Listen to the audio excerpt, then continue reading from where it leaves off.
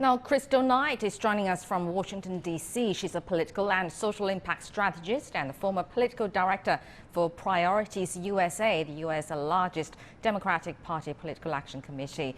Welcome to Global Watch. Kristal, we just heard about the diversity in Biden's cabinet, but what's the biggest takeaway for you of how a Biden White House may approach foreign policy? Great, thank you for having me. Trump disrupted traditional foreign policy, so Biden will repair the relationships with longstanding allies like our European partners.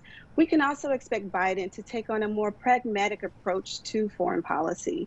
We just witnessed 4 years of President Trump attempting to create policy based upon his personal feelings, his business interests, and sometimes a quid pro quo. But Biden will lead on foreign policy with our best interests of America in mind, and not with the best interests of his personal allies or his personal just business interests. Then, what ties do you think that Biden will prioritize in his first 100 days to mitigate the damage that may have been done during Trump's administration?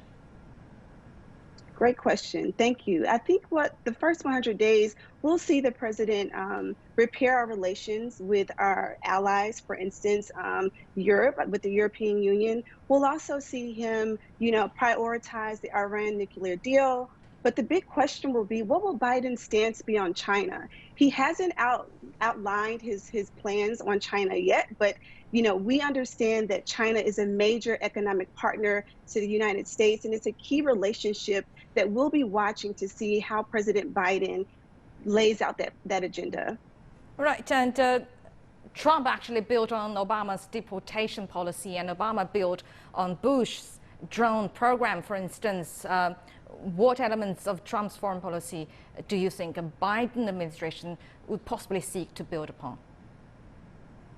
Another great question. Well, Biden hasn't actually fully laid out his full agenda, but if you look at who he's hired career diplomats, he's hired folks that have come from the Obama era administration. And so what we can expect is a continuation of Obama's foreign policy based upon the leaders that are already picked to lead his foreign policy agenda.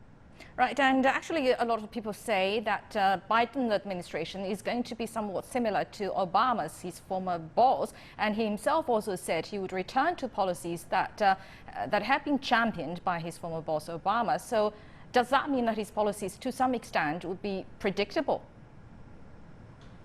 I think that's a safe assumption that it might be predictable. I think one of the things that we will likely see President Biden do immediately is undo the Muslim ban that President Trump immediately implemented once he took office. The undoing of that will restore diplomatic relations with many of our Muslim partners across the world.